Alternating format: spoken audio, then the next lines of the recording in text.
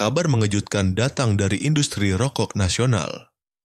Salah satu perusahaan rokok terbesar di Indonesia, yaitu Gudang Garam, sedang mengalami penurunan kinerja keuangan yang sangat signifikan.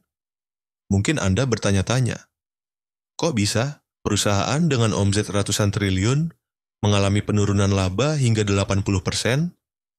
Apa yang sebenarnya sedang terjadi di balik layar industri ini? Apakah ini awal dari perubahan besar dalam budaya konsumsi masyarakat Indonesia? Maka dari itu, baik kamu seorang investor, pengamat sosial, atau pelaku industri tembakau, konten ini layak untuk kamu ikuti hingga tuntas. 1. Laba Gudang Garam ambles tajam. Laporan keuangan Gudang Garam tahun 2024 menunjukkan penurunan laba bersih drastis dari sekitar 5 triliun rupiah di tahun 2023 menjadi hanya sekitar 900 miliar rupiah. Penurunan ini setara dengan lebih dari 80%. Meskipun perusahaan masih mencetak laba, namun skalanya kini telah menyusut drastis dan mengejutkan para pelaku pasar. 2. Penurunan penjualan rokok. Pada tahun 2023, Gudang Garam berhasil menjual lebih dari 61 miliar batang rokok. Namun di tahun 2024, penjualannya anjlok menjadi hanya 53 miliar batang. Artinya, ada selisih sekitar 8 miliar batang rokok yang tidak berhasil terjual. Jika satu batang bernilai Rp1.000 saja, maka potensi kehilangan pendapatannya mencapai 8 triliun rupiah. 3. Efek kenaikan cukai yang signifikan. Dalam 5 tahun terakhir, cukai rokok di Indonesia naik sekitar 67%, atau rata-rata 12% per tahun.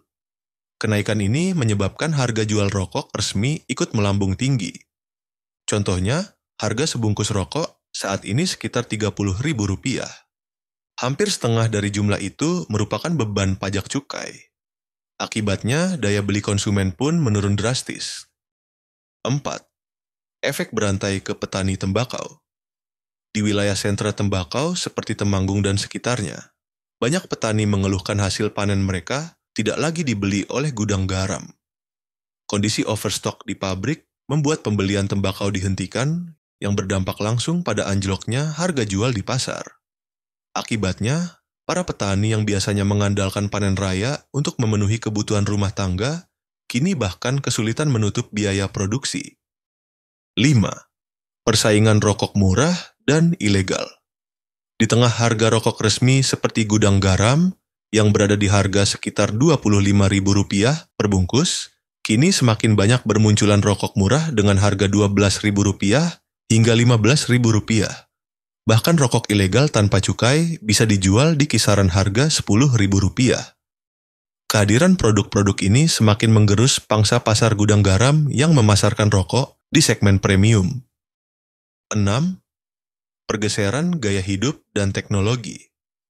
Survei dari komunitas mahasiswa yang merupakan 5 kampus besar di Indonesia mengungkapkan bahwa hanya 1 dari 400 responden masih merokok secara konvensional. Generasi muda sekarang cenderung lebih memilih menggunakan vape, tingwe, linting dewe, atau menggantikan kecanduan rokok dengan dopamin instan dari media sosial, game, dan hiburan digital. Ini menjadi sinyal kuat bahwa perilaku konsumen tengah berubah mengikuti arus zaman. 7. Tantangan diversifikasi bisnis. Ketika perusahaan rokok lain seperti Jarum dan Sampurna mulai berekspansi ke sektor e-commerce, media digital, hingga properti, Gudang Garam justru memilih fokus membangun Bandara Soho di Kediri.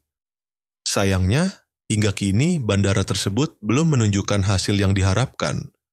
Jumlah penumpang hanya sekitar 14.000 per tahun, jauh di bawah kapasitas maksimal yaitu 1,7 juta. Investasi besar ini pun belum mampu memberikan dampak signifikan terhadap kinerja keuangan perusahaan. Apakah ini berarti masa keemasan industri rokok Gudang Garam akan segera berakhir? Mungkin tidak dalam waktu dekat, tapi satu hal yang jelas, industri ini menghadapi tekanan besar dari berbagai arah. Mulai dari regulasi ketat, pergeseran gaya hidup anak muda, hingga beban sosial ekonomi yang semakin berat. Negara pun tidak tinggal diam. Dari sisi kesehatan, kerugian akibat penyakit terkait rokok diperkirakan mencapai 600 triliun rupiah per tahun. Sementara, pemasukan dari cukai hanya sekitar 230 triliun rupiah. Ini jelas bukan keseimbangan yang sehat. Data BPJS dan Kementerian Kesehatan RI tahun 2023 menunjukkan bahwa penyakit jantung menyumbang hampir 17% klaim BPJS, dengan biaya lebih dari 11 triliun rupiah. Sedangkan penyakit kanker dan stroke yang banyak dipicu oleh konsumsi rokok menyedot anggaran lebih dari 8 triliun rupiah.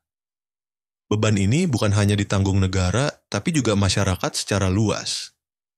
Jika para pemain industri tidak segera melakukan diversifikasi bisnis secara cerdas dan efisien, maka masa depan mereka benar-benar dipertaruhkan. Ini bukan lagi sekadar soal harga saham, melainkan keberlanjutan ekosistem ekonomi, petani, distributor, pekerja pabrik, hingga konsumen. Bagaimana menurut kamu? Apakah kamu setuju dengan kebijakan kenaikan cukai rokok setiap tahun? Tulis pendapatmu di kolom komentar. Terima kasih sudah menonton, sampai jumpa di video selanjutnya.